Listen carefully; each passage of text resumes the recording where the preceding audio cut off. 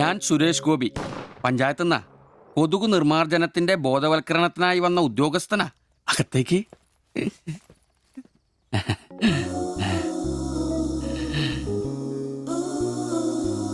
ഒരു ചെറിയ സർവേ ഉണ്ട്. ചെറിയ ചോദ്യങ്ങൾ, ചെറിയ ഉത്തരങ്ങൾ. ഒരു ലീഫ്ലെറ്റ് ഞാൻ അങ്ങോട്ട് തരും, പിന്നെ അല്പം ഉദ്ബോധനവും. അതിനുശേഷം ജീവിതത്തിൽ ഒരിക്കലും നിങ്ങളെ കൊതുകടിക്കില്ല, പനിയും വരില്ല. ക്യോമാ? মাফ করুন, আমি মালায়ালাম জানি না। আমার স্বামী এখানে নেই। আপনি অন্যদিন আসুন। ഓ, മലയാളി അല്ല അല്ലേ? না। അന്യ സംസ്ഥാന തൊഴിലാളി ഹൂ? হুম। അച്ഛാ, എനിക്ക് ഹിന്ദി അറിയില്ല. ഹം വയ്ക്കുമ്പോൾ ഹും വെക്കണം, ഹും വെച്ചാൽ ആപ്പ് വെക്കണം. ഇത്രയൊക്കെ അറിയൂ. ഓ. മലയാളം മനസ്സിലാവുമോ? হুম। ഓ, ഭാഗ്യം. ഇവിടെ ഇപ്പൊ ഭർത്താവുണ്ടോ? না। അച്ഛാ, കേൾക്കൂ. ഡെങ്കിപ്പനി വരാതിരിക്കാൻ ഈ സുന്ദരമായ ശരീരത്തിൽ കൊതുക് കടിക്കാതെ നോക്കണം. മുറ്റത്തും പറമ്പിലൊക്കെ കിടക്കുന്ന കാലിപ്പാത്രങ്ങൾ, ചിരട്ടകൾ, ചെടിച്ചട്ടികൾ ഇവയിലൊന്നും വെള്ളം കെട്ടി നിൽക്കാതെ ശ്രദ്ധിക്കണം. പിന്നെ പനിയുള്ളവരുമായി സംസർഗം പാടില്ല, ഭർത്താവാണെങ്കിൽ പോലും. മനസ്സിലായോ?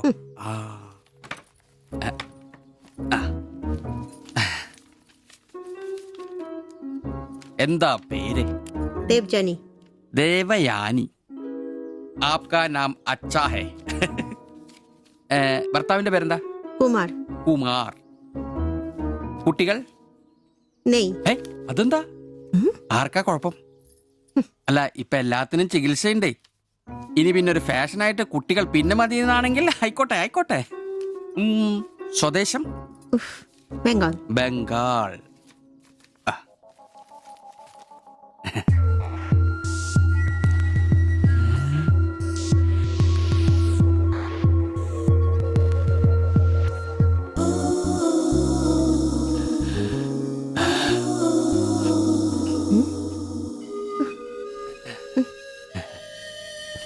ചില ഇനം കൊതുകുകൾ കടിച്ചാൽ പോലും നമ്മളറിയില്ല, വൃത്തികെട്ട ഇനങ്ങളാ.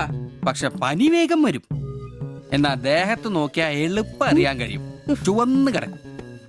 ഞാൻ ദേവാന്റെ ശരീരം ഒന്ന് നോക്കട്ടെ.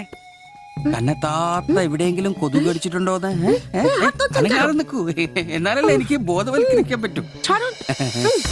ഏയ് ഏയ്, കിതർ ജാത്തി ഹേ. നിൽക്കൂ നിൽക്കൂ, സ്റ്റോപ്പ്.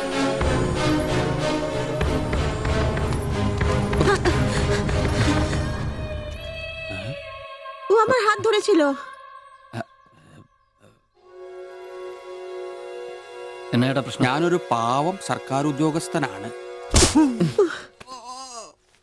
ഇനി തല്ലരുത്, ആളെ കൂട്ടരുത് പ്ലീസ്. പകർച്ചപ്പനി ബോധവൽക്കരണത്തിന് വന്നതാ. അന്യ സംസ്ഥാനക്കാരുടെ ദേഹത്ത് കൊതുക് കടിച്ച പാടുണ്ടെന്ന് തപ്പി നോക്കിയതാ. സോറി, നമ്മൾ ഒരേ സംസ്ഥാനക്കാരല്ലേ, പ്ലീസ്. അന്യ സംസ്ഥാനക്കാർക്കാണ് നാണോ മാനുമില്ലേ? സോറി, മാപ്പാക്കണം പ്ലീസ്. ഇനി പ്രദേശത്ത് തന്നെ കണ്ട തന്റെ ദേഹം മൊത്തം പാടായിരിക്കും, അത് കൊതുക് കടിച്ച പാടായിരിക്കില്ല. മനസ്സിലായി. ഞാൻ ഇനി ഈ പ്രദേശത്ത് വരികയില്ല. പോവാ. താങ്ക്സ് ചേട്ടാ. പെങ്ങളെ വരട്ടെ. കൊതുക് കടിച്ച് പനി വരാതെ നോക്കണേ. ചേട്ടനും ശ്രദ്ധിച്ചോണേ. Tata, bye bye.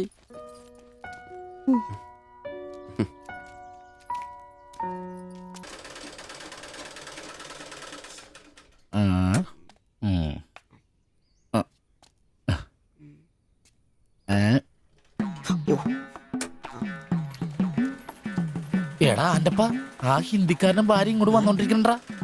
എന്റെ അമ്മോ, എന്ത് സാധനോടാ അത്. മിക്കവാറും ഇവിടെ വന്ന ഒരു ബ്ലൗസിന് അളവെടുക്കാൻ സാധ്യത കാണുന്നുണ്ട്. പിന്നെ ബ്ലൗസ് എന്താടാ? നാട്ടുകാർ ഇവിടെ വന്നെടുക്കില്ല, പിന്നെ ബംഗാളികൾ. അത്ര ഇങ്ങനെ ആലോചിച്ച് കൂട്ടണ്ട. നമസ്കാരം. അല്ല, ഇത് ആരൊക്കെയാ വന്നേക്കണത്? ഭായി ഒരു ബഹനോ മേലെ തയ്യൽ കടയിലേക്ക് ആവോനാ. ആകെ ഒരു ഹിന്ദി വാക്ക് അറിയാമുള്ളൂ, ഇതിൽ കൂടുതലൊന്നും പ്രതീക്ഷിക്കരുത്. മലയാളത്തിൽ പറഞ്ഞാൽ മതി, ഞങ്ങൾക്ക് അതാ ഇഷ്ടം. സമാധാനായി. അല്ല, വന്ന കാര്യം എന്താ? ഒരു തയ്യൽ പണിയുണ്ട്. അതാണല്ലോ എന്റെ പണി. എന്താ തയ്ക്കണ്ടേന്ന് പറ. ഇവൾക്കൊരു ബ്ലൗസ് വേണം. അതിനെന്താ അളവ് ബ്ലൗസും തുണിയും എടുത്തോ? ব্লাউজ হবে নতুন মাপে। ഞാനങ്ങനെ പേയായിട്ടൊന്നും കട്ടിയല്ല, കട്ടിനെ കറക്റ്റായിട്ട് ഞാൻ കട്ടിയുള്ളൂ. അളവെടുക്കണ്ടാ പറഞ്ഞു. എന്നാന്ന്? പുതിയ അളവെടുക്കണം.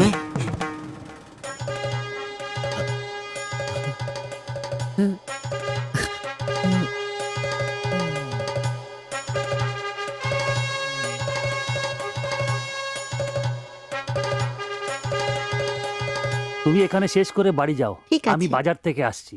হুম। না ശരി.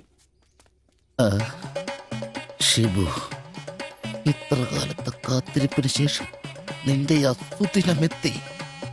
ഷിബു, ചെന്നളവെടുക്ക്.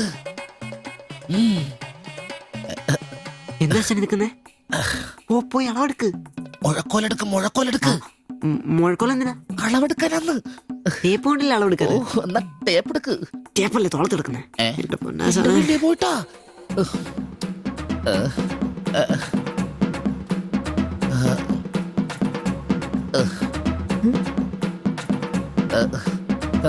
സാരി ഒന്ന് മാറ്റണം.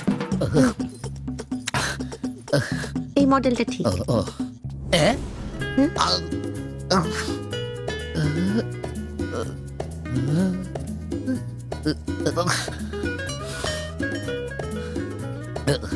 ഓ ഫുൾ കൈ ഷർട്ടാണ് തയ്ക്കേണ്ടത്.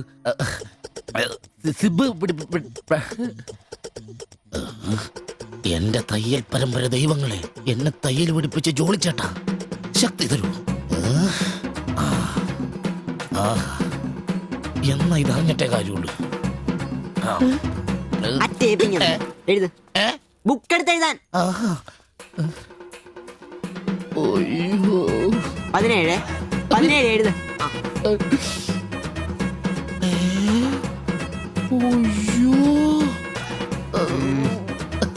37. 30.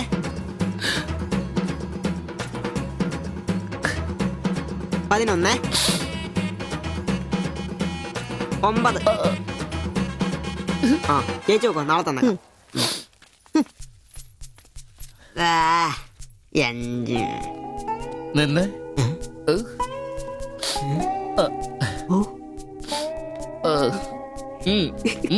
ചെല്ല്.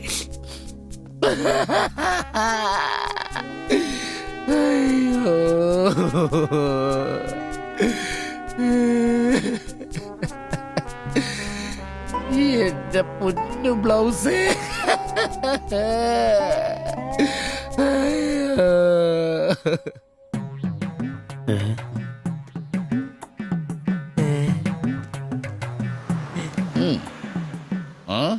ഞാൻ ഇന്നത്തോടെ എന്റെ തയ്യൽ പണി നിർത്തി.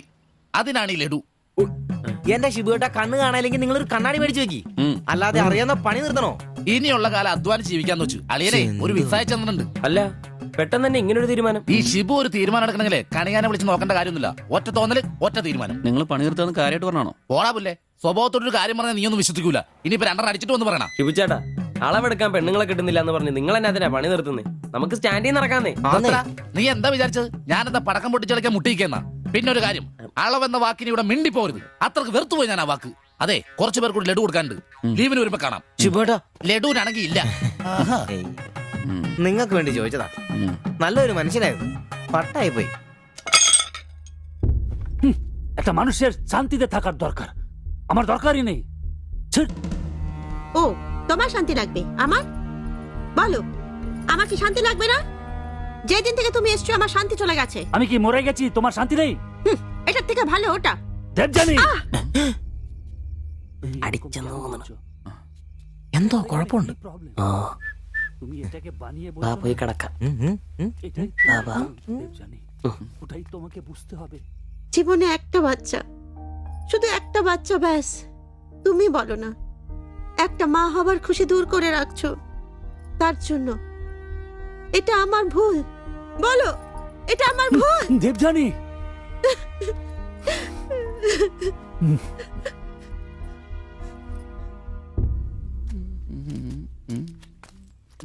എല്ലാരും ഉണ്ടല്ലോ, ഇന്നാർക്കും പോണ്ടേ? ഞങ്ങൾക്ക് ഇടയ്ക്ക് കൂട്ടാതെ എടുക്കുന്ന പരിപാടി ഉണ്ട്. ഈ ക്ലീനിങ്ങും അടുക്കപ്പുറക്കലൊക്കെ. പെട്ടെന്ന് ആരെങ്കിലും റൂമിലോട്ട് കയറുന്ന മനുഷ്യൻ ജീവിക്കുന്ന സ്ഥലം തോന്നണ്ടേ? ഓ, ഇന്നാണ് ആ ശുചീകരണ ദിനം. ചോദിക്കണോ?